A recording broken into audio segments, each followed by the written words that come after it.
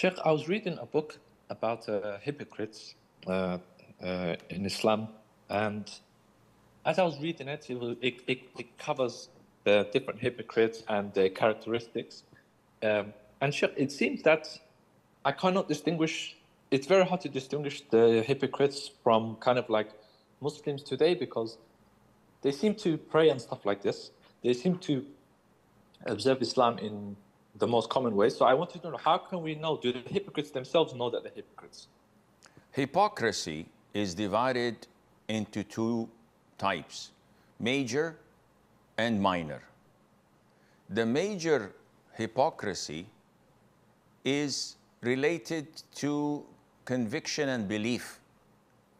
And the scholars define it as a person who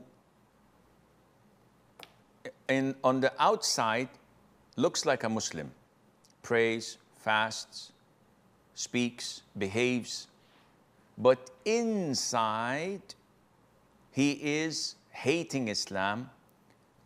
He's a real enemy of Islam, collaborates in hiding and in secrecy to dismantle and destroy Islam to the best of his ability. Such hypocrisy was found in Medina at the time of the Prophet ﷺ. And some were known to the Prophet ﷺ, yet he did not kill them. He did not punish them, simply because Allah told him to judge people, but by what appears to us, not by what's inside their hearts, because this is only known to Allah. So this kind of hypocrisy, which is kufr, can only be determined by Allah. And this is why when Abdullah ibn Ubay ibn Salul died, and he was the head of the hypocrites, the Prophet ﷺ offered funeral prayer. And then he was told not to pray upon the hypocrites. And Allah that will never forgive them, even if he prayed 70 times for them. This is major hypocrisy, which renders the people who follow that or have this as a conviction in the lowest levels of hellfire.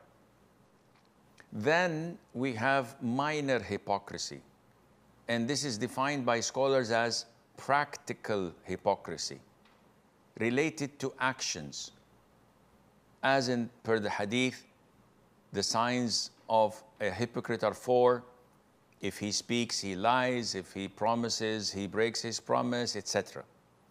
If he's entrusted with something, he betrays the trust. This is related to actions, not conviction. That particular individual is committing major sins, and he's in great danger. Inevitably, he will be punished for his sins, but admitted to Jannah at the end of the day. As a Muslim, a poor and weak Muslim, a bad Muslim, but still a Muslim. So what you're seeing today is practical hypocrisy, which is widely spreading, unfortunately, due to people's distance from Sharia, from the masjid, from the Quran, and from being close to scholars to learn from them, and Allah knows best.